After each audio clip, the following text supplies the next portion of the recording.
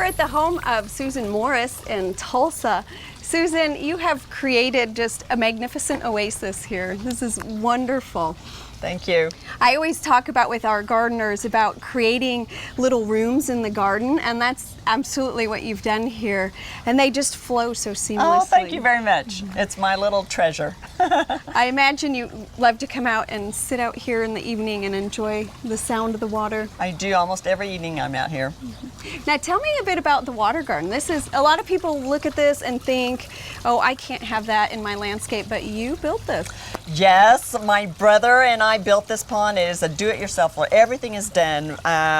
Mainly, my brother helped me dig the pond and set the bog in and set the stone in a pattern, but then I've resurfaced it and leveled it out and put all the plants in. And so it's definitely a do-it-yourselfer. So I admire that so much. We can do it. Everybody can do it. And you've put so many little details in. You have the thyme planted in your stones and just the placement of plants to fill all those little spaces. Yes. Absolutely beautiful. Thank you. Thank you.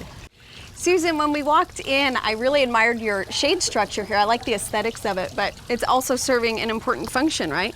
Yes, I used to have a big overhang of a tree from my neighbor, and that was no more, so I had to have something to shade the maple and the fish. The fish needs some shade also during the heat of the summer. So yes, I had this put in, and I think it works really well. It didn't detract away from any of this. I think it adds. It doesn't. It blends in with everything else so wonderfully. Thank you. Thank you.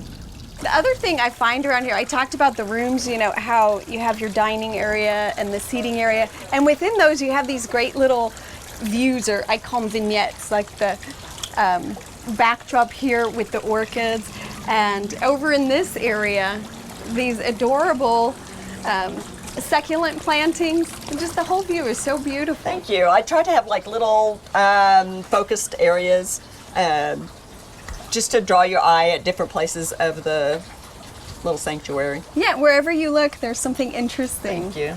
Another one you have over here is the way the amaryllis just reaches up over that pot. That is lovely. Well, I probably put the pot right on top of the amaryllis, so it didn't have a choice. But yeah, everything looks like it's like been there a long time, and that's what I wanted it to perceive. Like it's just been there, and everything's just kind of grown up, and it definitely has that look. Like Thank you. The way nature kind of fills all the little gaps. Yeah. You mentioned that amaryllis has a fun story. You had it for Christmas. Christmas time, it's a tradition that I take amaryllis bulbs and put them in glass vases with just the root system in water. Yeah. And then this one had flowered a couple of times at Christmas time, and instead of throwing the bulb away, I just stuck it in the ground and didn't even think anything about it. And 2 years later, it just pops up. That's wonderful. Good surprise. Yes, yes, it's beautiful. Well, you've really made excellent use of this space. I noticed in your flower beds you have all your culinary herbs mixed in. Yes. They look right at home among the flowers. Exactly. There's no rhyme or reason. Oh, and tell me about the rosemary. I love what you did with that. Well, it was getting so big, and I just wanted to make it look more like a little tree bush, so I just cut up the bottom in the early spring so that the stems were, you know, like branches or trunks, and then just keep, you know, it trimmed so it looks like a little tree. Nice little bush there. That's absolutely beautiful. I love what you've done. Thank you so much for sharing. You're welcome. You're welcome. Anybody can do it.